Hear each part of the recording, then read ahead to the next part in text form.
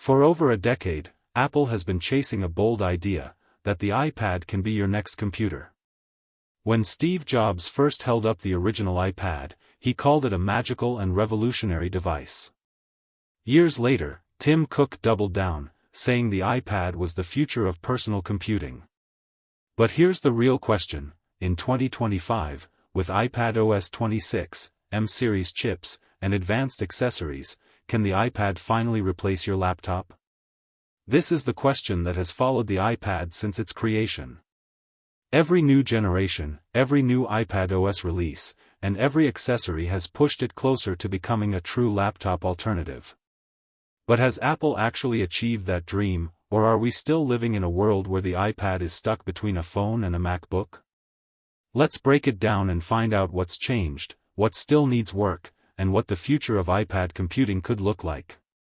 The beginning of a new era with iPadOS 26. Apple's iPadOS 26 is arguably the biggest leap forward in iPad software since the operating system split from iOS.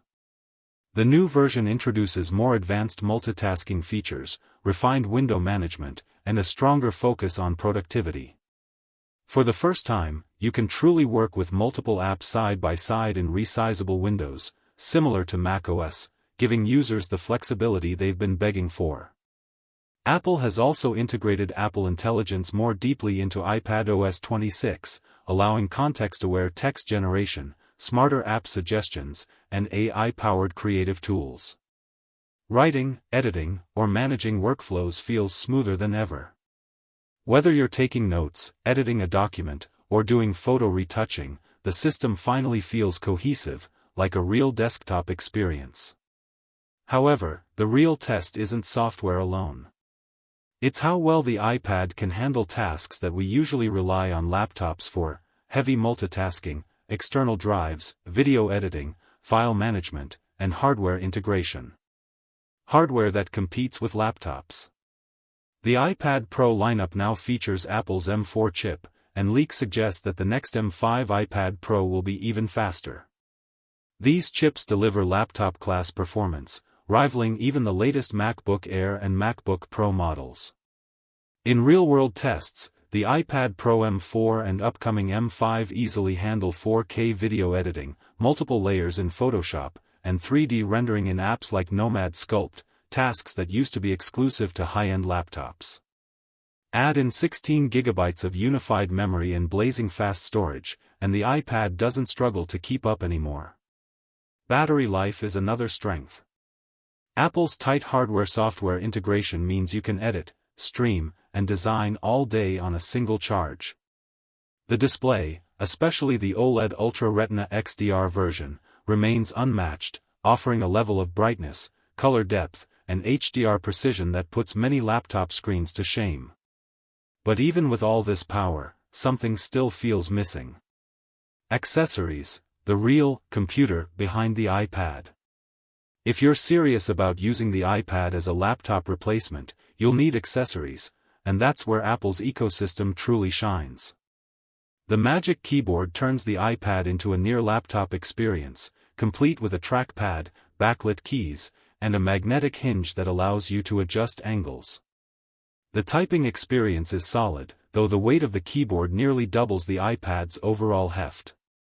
When closed, it feels very much like a MacBook, except it's more expensive once you add it all up. Then there's the Apple Pencil Pro, which has evolved into an essential creative tool. With new haptic feedback, rotation sensors, and squeeze gestures, it's perfect for designers, note-takers, and digital artists. Combined with the paper-like 3-screen protector, writing on the iPad feels almost identical to sketching on premium paper. The precision, the resistance, and the feel of friction elevate the iPad from a smooth slab of glass into a true creative instrument. But the downside? You'll need to buy each accessory separately. By the time you have the iPad, keyboard, pencil, and case, you've spent more than you would on a MacBook Air, the very laptop you're trying to replace. Productivity in practice. The real challenge comes when you try to use the iPad for actual work. File management has improved drastically over the years, with iPadOS now supporting external drives, drag-and-drop functionality, and full document previews. But it still lacks the same depth and flexibility as macOS.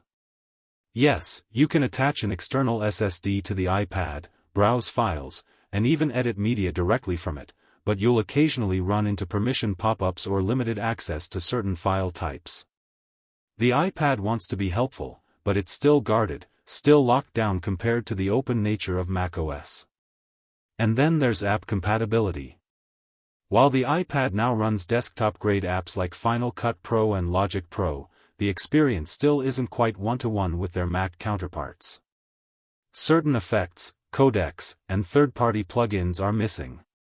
You can edit and render professional videos, but you might find yourself longing for the flexibility and power of a proper desktop workflow. Still, for many creators, the trade-off is worth it. The touch interface, Apple Pencil integration, and portability make the iPad uniquely versatile. The external display dream.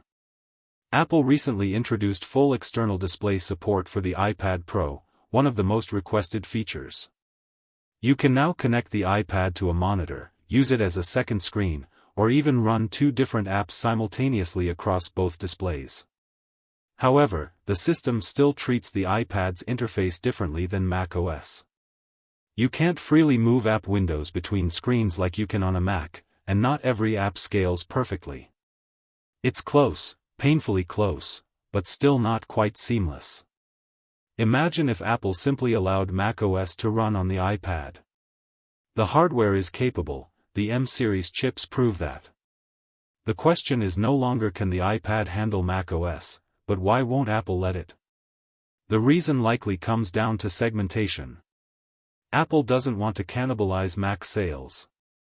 The iPad and Mac are meant to coexist, but in practice, that's exactly what holds the iPad back from becoming the perfect all-in-one device. Real-world experience. Let's say you're a YouTuber, a content creator, or a student. You write scripts in Pages, research in Safari, edit in Final Cut Pro, design thumbnails in Pixelmator, and upload your videos through Safari or the YouTube app. The iPad can handle all of this, but it makes you work harder than a MacBook would. For instance, Final Cut Pro on iPad has a more touch-optimized interface but lacks keyboard shortcuts and deep timeline customization. Pixelmator works beautifully, but file exports can take longer. Even the Magic Keyboard trackpad occasionally misses multi-touch gestures that macOS users rely on daily. The iPad is no longer underpowered, it's underliberated. The hardware wants to soar, but the software keeps it tethered. The case for the iPad as a laptop replacement. That said, for a growing number of users, the iPad truly can replace a laptop. Writers, students, designers, and on-the-go professionals find the iPad's lightness and adaptability unbeatable. Want to take notes during a lecture? Open Notes with the Pencil Pro. Want to draw? Switch instantly to Procreate. Want to edit a video? Launch Final Cut Pro. Want to relax? Detach the keyboard and stream 4K HDR movies with that stunning display. For most day-to-day computing tasks, browsing, writing, messaging, photo editing, and even light coding, the iPad performs flawlessly. It's a device that adapts to your workflow, not the other way around. Where it falls short is in the pro tier of productivity, managing complex file systems, heavy video effects, advanced development tools, or multi-window multitasking that power users depend on. The verdict: can it replace your laptop? The answer is, almost. The iPad in 2025 has evolved into one of the most capable computing devices ever created. The M4 and M5 chips make it more powerful than most laptops on the market, and iPadOS 26 brings a new level of usability that narrows the gap even further. But Apple's choice to keep iPadOS separate from macOS means the iPad will always be close to a laptop, never quite there. It's an amazing creative and productivity tool, but not a complete computer in the traditional sense. So yes, the iPad can replace your laptop, if your needs fit within Apple's sandbox. If you're a creator, student, or minimalist who values simplicity and elegance over deep system control, the iPad is perfect. But if you rely on complex workflows, legacy software, or external tools, the MacBook still reigns supreme. Apple has built the hardware of the future, they just haven't unleashed its full potential yet.